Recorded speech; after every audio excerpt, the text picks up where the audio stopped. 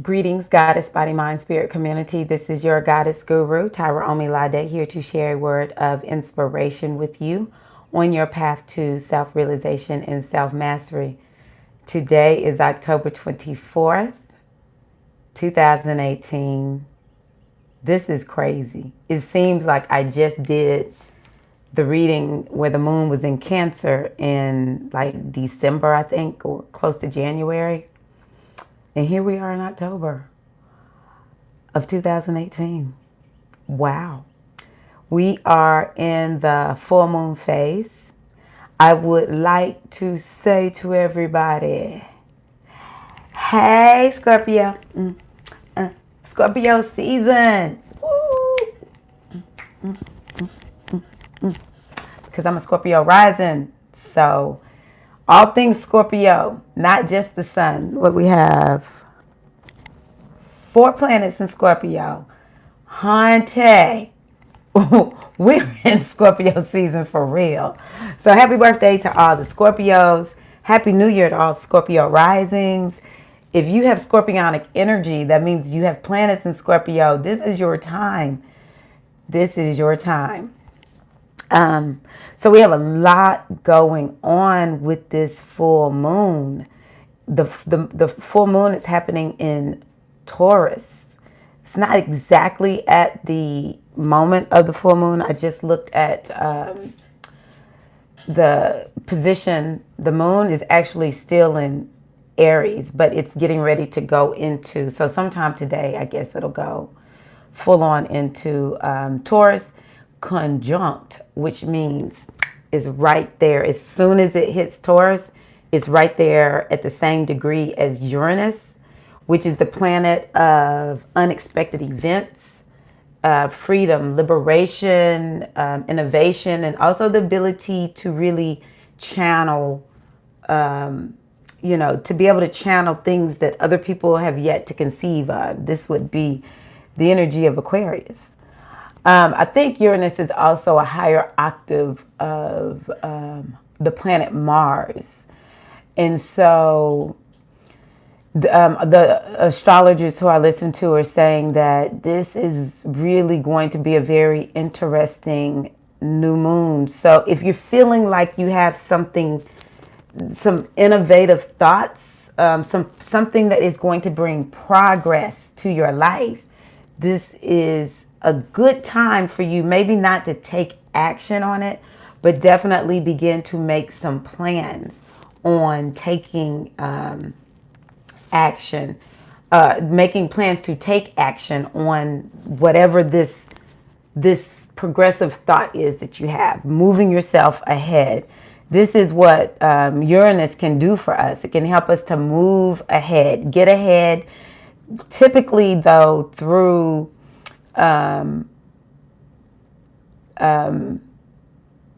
like I said, something that is almost like inconceivable, but you know it, you just can sense it. And then once you take action on it, it's like, okay, that's all right. That's all right. And it's about freedom and liberation. And so with Venus being in Scorpio, I was listening to one of my astrologers, the Cosmic Homegirl, or April on Astrolata, and she was saying that there have been a few celebrities, because she uses celebrities to help us understand astrology, but a few celebrities have broken up. And this is because Venus is retrograde. Venus doesn't go retrograde very often. And so Venus is in retrograde in Scorpio. And of course, Scorpio has to do with like trauma, but there's also the solution, the healing that is needed for the trauma is also found in Scorpios.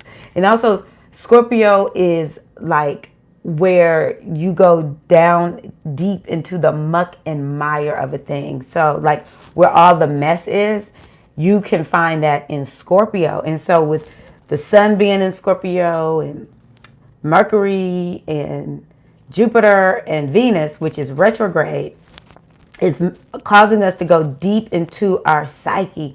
Like the other day, I had something that happened that triggered like a reaction that is from my childhood, and it shocked me.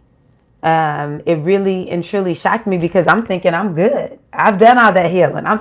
I have done the work. I'm good.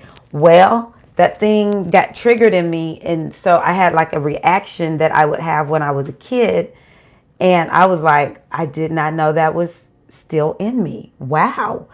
And so it's bringing up some stuff. So I just encourage you, especially with this full moon, because of course the full moon illuminates stuff. And so we want to see what is coming up, especially when it comes to our relationships, when it comes to our self-esteem, when it comes to issues of money. And it could be either your own personal experience, relationship with money, or it could also be other people's resources that you either depend on, or perhaps you need to be seeing what's coming up. Like, are there some resources that you have available to you that you haven't actually accessed? And it's bringing up all this stuff about relationships. Taurus is very relational. Venus is in Scorpio, right across from, Taurus. And so, that's all about relationships. So it's relationships with others, relationship with self, relationship with the great divine, just relationship in general. Maybe you need to look at your relationship with food. Maybe you need to look at your relationship with your addiction. I can tell you, if there's an addiction, you can find that to a certain degree in Scorpio, because Scorpio is obsessive and it's a very feeling sign. You can find addiction in Pisces too. So if you have Pisces energy and you're dealing with some out of control behavior, it's other indications for addiction too. But whoever you are, whatever you are, it could be addiction to sugar. And so we have to look at our relationship with our addictions. And so that's another aspect to consider with this Venus relationship thing. But definitely value, self-worth, all that kind of good stuff.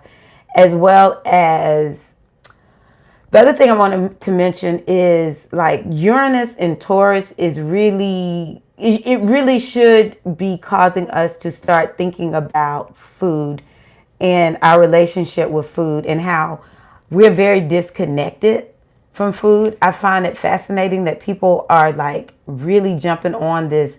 Let me order my food online and then drive up and have someone put it in, in my car for me. They go do all the shopping for me and put it in my car. If you do that, I don't judge you. But I think to myself, as someone who has struggled with a bad relationship with food, when I say bad, it's not healthy. Let me say it that way. So I've been doing all this work over these years to try to figure out, how do I get a better relationship with food? And something that I've learned is mindfulness, mindful eating.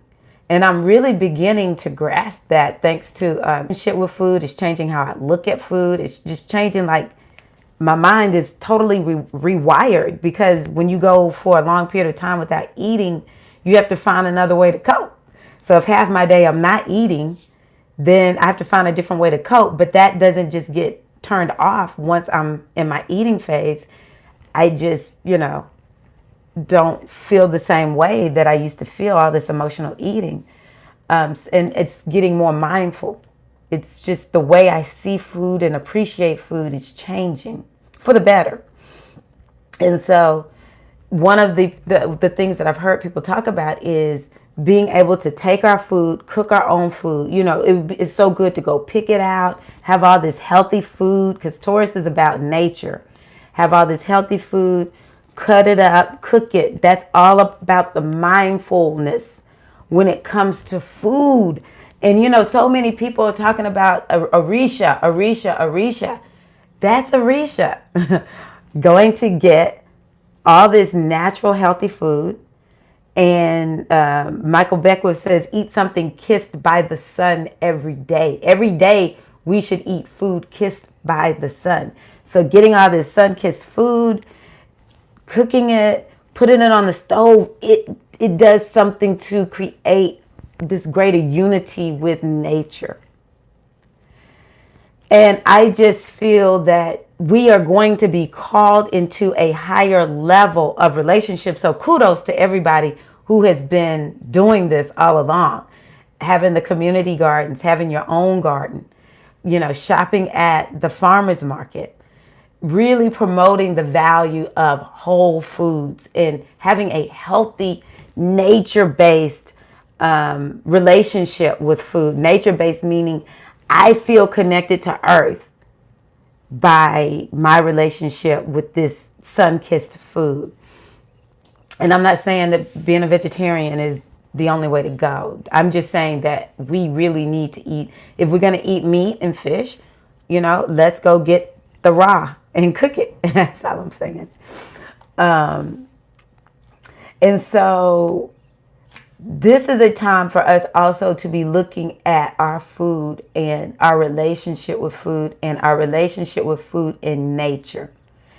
Because I do believe a shift is coming that will give us an opportunity to really move to a greater connection to the goddess, to the Orisha, to the universe, the physical universe in general, because we will need to be growing our own food. Not do it as a hobby, but really do it because we need to. The other thing too is self-care. Taurus is about sensuality, and it's about nurturance of the body and self-care. And so doing things like taking some luxurious and nurturing baths and going out, being in nature, getting a pedicure, getting a facial. Yes, I struggle with doing things like that just because I feel like, is this really practical? But we really have to do things to nurture ourselves. So I encourage you all to really get out in nature, do self-care stuff for yourself during this full moon. This is the energy of Venus, so working with the energy of Oshun and maybe doing something creative in, it's creative in your own way, because we all have different ways of really opening up the creative energy within us. But if you are wanting something in particular to do with Oshun, what I would recommend would be definitely taking a bath. You can use, if you have vetiver or honeysuckle essential oils, I love shopping with, yes, I'm plugging, Essence Tree. Essence Tree has this one oil that I love, Satra body oil. That to me is such an Oshun oil. She probably has an Oshun oil now that I think about it. I need to buy that one too, but I am addicted to the Satra. And so like taking something that smells so good and rubbing it on yourself, that's something else that really can open up this energy of Oshun. Going to the river and perhaps finding something natural. Like most of us, maybe not, we don't have flowers, but if you want to go buy a bouquet of flowers, some real natural flowers from the store, but you could take honey and put honey in the river because honey's natural. But if you have something natural, beautiful to offer to Oshun at the river, honoring Oshun, and really the blessings that she bestows on our lives, because Oshun is how we're able to really manifest. The Oshun within us is how we're able to really manifest that which we want in life. And this full moon, it is about manifesting. And you can look and see, what are you manifesting? If you are not happy with what you have in your life right now, the question is, what are you thinking? What are you feeling? Because You're manifesting your reality. Nobody is creating this for you. You are doing this. So we want to connect with the energy of Oshun. Because Venus is retrograde, we want to ask Oshun, Oshun, show me, where do I need to get some healing in my abundance consciousness? You know, where do I need to open myself creatively? What wisdom do I need to follow that perhaps I haven't been following? Maybe I know I need to follow it, but I'm not, or I don't even see the wisdom yet.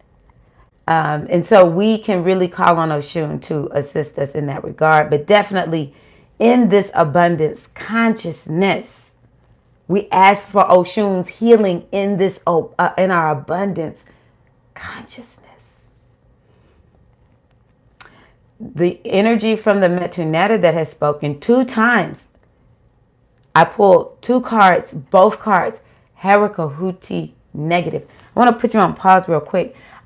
Some kind of way, I guess somebody commented on the video and it made me start listening to a video that I did in February. I think it was at one of the eclipses. And in this eclipse, the energy of Sekert has spoken. And I was reminded that I need to remind all of us to finish what we start. Oh my God, that is me right now. I need to finish what I've started. And so we all need to finish what we started. Look at your goals. Where do you need to start working to finish what you said you were going to do? So let's see here. Finish what we start. Oh, Harakahuti negative. This is the energy surrounding us for the full moon in Taurus right now. So Harakahuti is all about action. So there perhaps is some action that we need to take, some passionate action that we need to take. Oftentimes I see Harakahuti, well, not oftentimes, Harakahuti is the warrior. I was going to say oftentimes I see Harakahuti as the advocate, but before saying that, I need to say Harakahuti is the warrior energy. So a lot of times when we're dealing with the warrior energy, we could say Ogun, Harakahuti, or Mars. And so what we want to do is ask Ogun Harakahuti to help us to slay the demons within us. Help us to cut away, because we know Ogun's object is the machete. We need to cut away any of the lies, any of the blocks, any of the impediments. And we need to cut away excuses. We need to cut away blaming somebody for why we are where we are. Harakahuti does not take that. Harakahuti does not buy that. Oshun's object is the mirror. And Oshun is saying, what illusion are you living according to? You can look in the mirror and you can see truth. Or you can look in the mirror and you can see the illusion. And so you're being asked with the retrograde to look at what are the illusions. Is it the higher illusion? Is it some lie that you've sold yourself about your life that you need to really come to terms with? You identify the illusion. Sorry, my phone rang. You identify the illusion, and she might call back. So y'all, I'm just going to let y'all know I might go away again, because I know this friend, she will serial call me. You identify the illusion or the lie identified in Oshun's mirror. So do some mirror gazing, because you can also see the truth. Maybe you're living too much according to the lie, and you need to use her mirror to actually see the truth of who and what you are. Then you use Harakahuti's machete to cut away the lies, to cut off your connection, your relationship to the illusion. And you can also use the energy of Ogun Harakahuti to have courage that does not fear death. That says, bring it. I don't care, because I must do this thing. So for Harakahuti to speak twice, it's like, oh my gosh, Harakahuti is not playing. What do you need to get done? Where do you need Harakahuti Ogun to come in and help you slay some demons. These are some things. And so this full moon in Taurus may highlight demons that need to be slayed by Herakahuti. While we're in this scorpionic energy, it is time for you to really dive deeply into the occult, to set the stage for the occult, to set the stage for you going deeper, making a commitment to go deeper into something. And typically, Scorpio is going to ask you to go deep into an area where perhaps you really just don't want to go.